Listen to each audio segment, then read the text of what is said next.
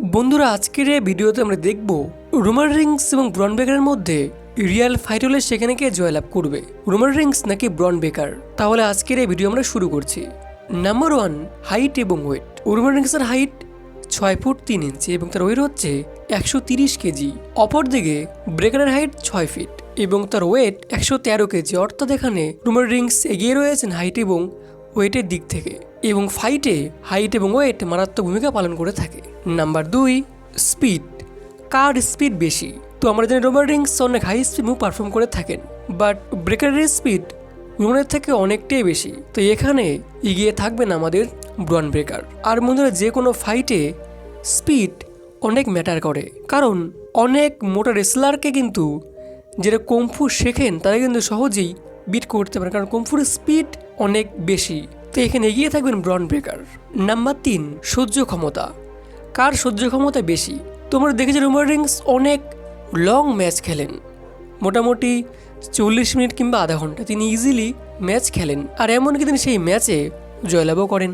কিন্তু অপরদিকে আমরা ব্রেকারকে অনেক কম ম্যাচ দেখতে পাই, মানে ব্রন ব্রেকারকে অনেক কম সময়ের জন্য ম্যাচ খেলতে হয়, 5 minute 10 minute max to max. তাই আমরা কখনো দেখিনি ব্রন ব্রেকারকে একটু লম্বা ম্যাচে, তাই তার সহ্য ক্ষমতা আমরা জানি না। কিন্তু তাই এখানে সহ্য ক্ষমতার দিক থেকে রোমান রিংস এগিয়ে থাকবেন ব্রেকারের থেকে।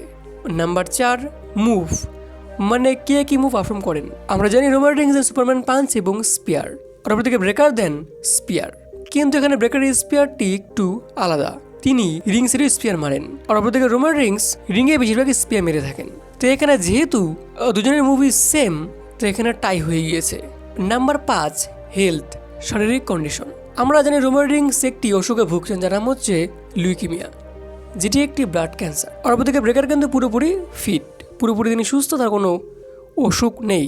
তো এখানে এগিয়ে থাকবেন ব্রেকার, কারণ যে কোনো অসুখ রেসলারদের পক্ষে একটি উইক পয়েন্ট হয়ে দাঁড়ায়। কারণ আমরা দেখেছি যে যখন ব্রক লেসনারের ডায়াবেটিক ক্লুটিস নামে রোগ হয়েছিল, তখন কিন্তু তার অপোনেন্ট ব্রকের পেটে আঘাত করছিল তার সার্জারি হওয়ার জায়গাটিতে। তাই বন্ধুরা অসুখ থাকলে তার যে ফিজিক্যাল অ্যাবিলিটি তা কিন্তু একটু উইক হয়ে যায়। তো এখানে এগিয়ে থাকবেন ব্রেকার। তো অ্যাট দি এন্ড আমরা এটি দেখবো যে এখানে রিয়েল ফাইট হলে সেখানে কে জয়লাভ করবে। হাইট এবং ওয়েট রোমানের বেশি, কিন্তু স্পিড বেশি রয়েছে ব্রেকারের।